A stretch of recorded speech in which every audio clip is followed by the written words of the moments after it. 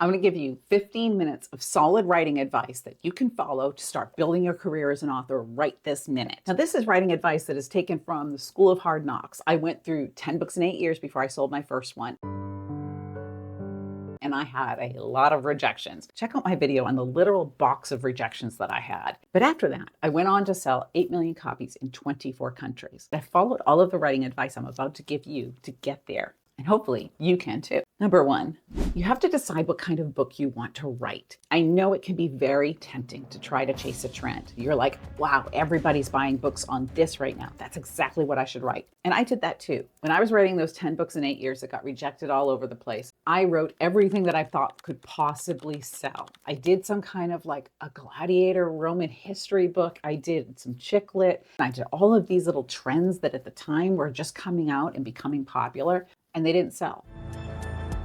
And you know why? Because they were not true to who I was as a writer and what kind of books I really loved. The other thing that I did was figure out what was important to me so that I could really nail down what kind of book I wanted to write. And it's family, love, relationships, all of those connections that you get from being with other people. And that's how I ended up writing small town contemporary romances, because the small town really captured what I was nostalgic for from my childhood and the kind of environment that I like to create in a book. Contemporary because I'm lazy and don't like to do research, and so not writing historicals was a lot easier. And romance because I really wanted to write stories that ended happily. I kneel before you not as a prince, but as a man in love. Once I really locked into that niche, the writing became easier and the books became stronger and I became far more successful.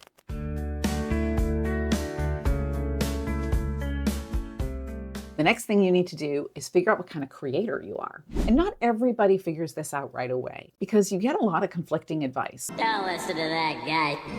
He's trying to lead you down the path of righteousness. If you're on YouTube and you're watching a lot of these other writing gurus, some of them have only written one book. Some of them have never even finished a book. So I'm not even sure they know what their creative process is. And you may not know yours, and that's totally cool. A lot of us don't figure it out until we've written some things. But I can't really tell if I'm great until I've had a couple of pro fights. In the beginning, I really thought that I wanted an outline because I started out as a nonfiction writer, which is very linear and has, this opening paragraph, these 3 points that I prove, these 3 people I interview, and then a conclusion. Nonfiction writing is very, very structured, like an outline. And I thought that that was what would help me write good fiction. But here's what happened. When I created an outline for my books, I then knew how they were going to end. And I didn't want to write them anymore because I knew how they ended. Part of the fun for me is the surprise of figuring out how the book ends by writing the book.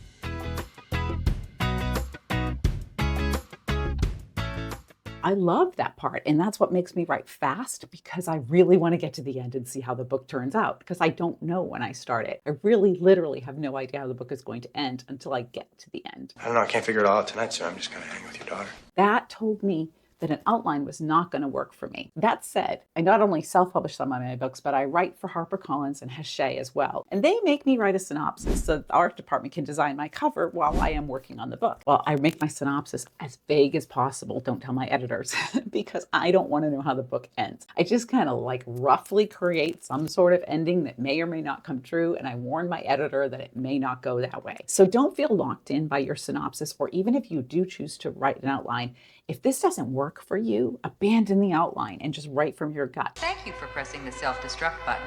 Some writers really like structure, some really don't. Work with whatever works for you.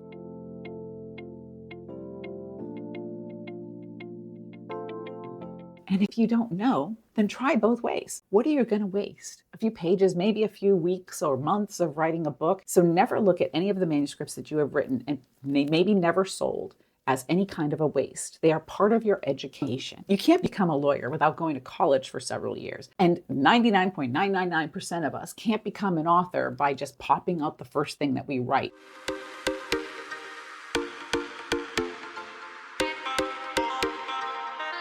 Because it's all about practice, practice, practice to learn how to write a book. A lot of the writing process is learning how to write. And so you're going to have books that don't go anywhere. You're going to have beginnings that never become novels. You're going to have novels that just turn out crappy and you're never going to publish them. Ever tried, ever failed? No matter. Try again. fail again, fail better. While you're doing that, you've got to listen to experts, people who have been there and done that and actually know what they're doing. Read how-to books by people that have published a lot. Watch channels with people who have published a lot. And most of all, people who have published successfully. Just because you've done something doesn't mean you've done it well. I became a New York Times bestselling author through a lot of really hard work and studying and learning from the authors who were where I wanted to be. I watched their careers. I read their books. I studied the heck out of everything that they did and every word that they wrote, so I could really figure out what magic formula went into becoming a best-selling author.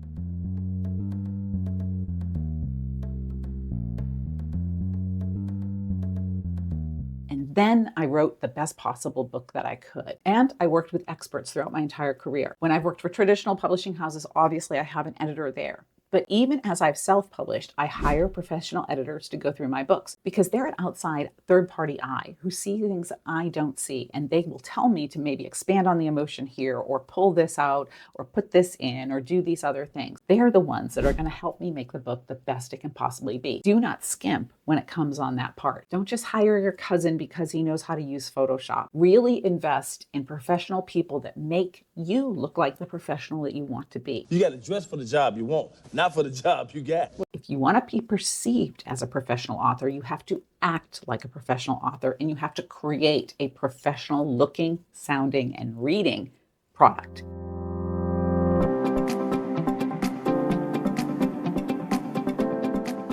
It starts with a great story that is wrapped in a great package. Along with that, don't rush the process. I say this as a recovering rusher because I would write so fast. I was so anxious to be published and so ready to sell my first book that I would write them super fast and get them out. The minute an editor expressed interest or an agent expressed interest, boom, I would write that book and get that mailed out.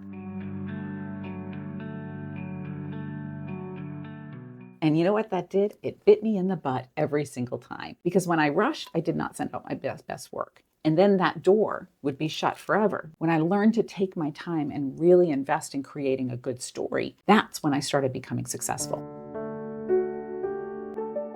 You also want to know which way you like to approach a story. There are two ways to approach a story, starting with plot or starting with character. When you start with plot, you tend to build more entertainment and action because then you've got a lot of the car chases and the alien invasions and the world blowing up and all of those kinds of things. That's more of that Tom Clancy, James Patterson type of book where there's a lot of action and not a lot of emotional connection. If you start with character, then you're building an emotional connection with the reader because then you're starting with who the person is inside and what you want to get across and how you want to show their growth through those actions that they take. I personally really like to write books that start from character because for me, it's all about connection with the reader and making the reader feel something or grow with the character or root for the character. All of those emotions that I'm trying to build in, I start with who is in this situation and why, and what is going to get in their way because of who they are. Those three questions can really help you nail down your book. If you're not much of a plotter and you really don't want to create an outline, then try asking those three questions. Who is in this situation you have created?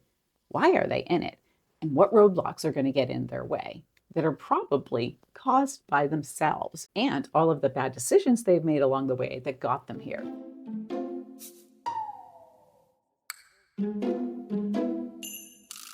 And look at Die Hard. The entire reason that John McClane is at the bottom of that building with his soon-to-be ex-wife kidnapped at the top by bad villain guy is because he pissed off the bad villain guy, and he pissed off his wife, and he pissed off the entire police force. And so that has put him in the situation that he is in Die Hard. So what has your character done to bring them to this place? That will give you an internal storyline, because the character is going to have to grow and change in order to get out of this place that their mistakes and their fears and doubts have created for them. That means they're going to have to become better people by the end of the book. They're going to have to grow and change.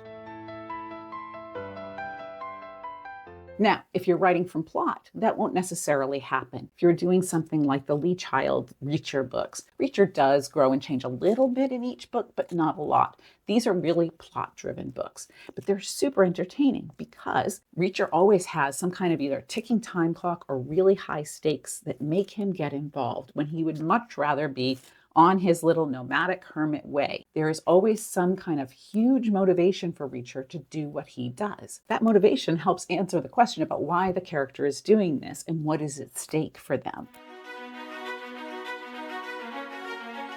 So if you're not going to do a big emotional development, emotional connection kind of book, then give the character a really strong motivation for what they are doing and put something important to them at stake. When there's something really important to the character at stake, they will take risks and they will work hard to make that happen. I use Taken a lot as an example on the channel because it's a very plot-driven movie, but there are really high emotional stakes there for Liam Neeson as well.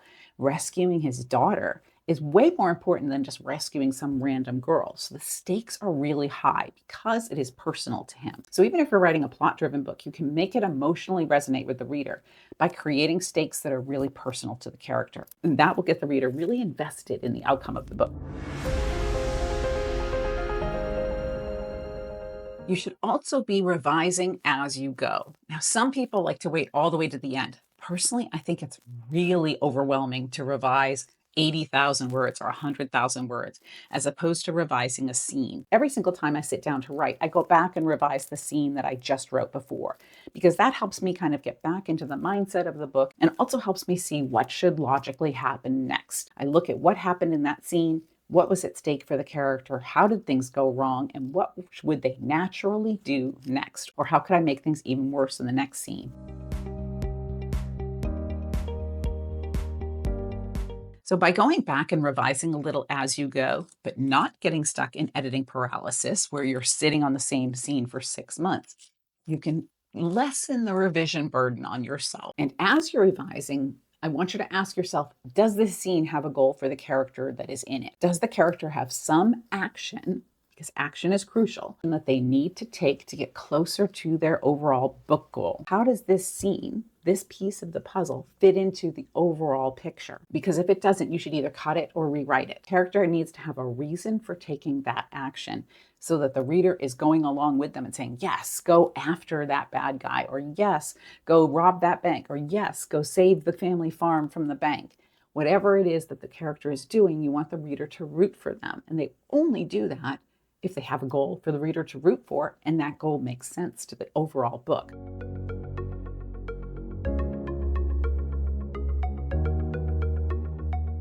A lot of times, writers will write scenes that don't really have anything to do with the plot. And then the reader is sitting there going, why did you waste my time for 10 pages? Don't waste the reader's time. Make sure that the scene that you have on the page fits into the whole picture of the book and makes sense for that character to be on the page. And finally, write with intention. Everything you put on the page, every single thing you put on the page should have a reason for being there.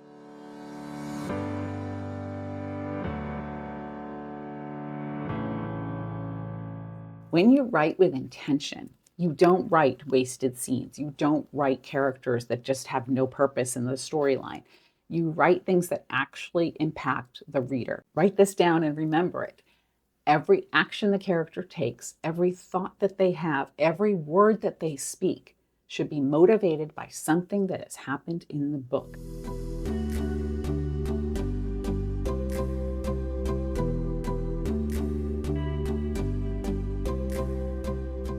That's how you keep from having wasted words.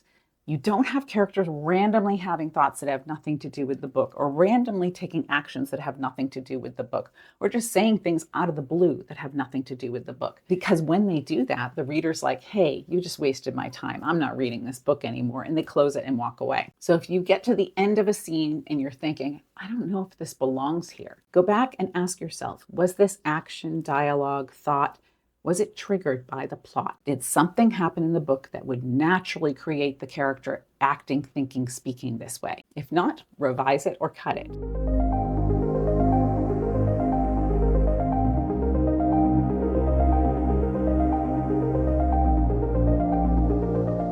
Just like with these videos, I have an intention of teaching you guys how to write. I try not to waste your time. I try to get right to the point so that you can go off and write your book.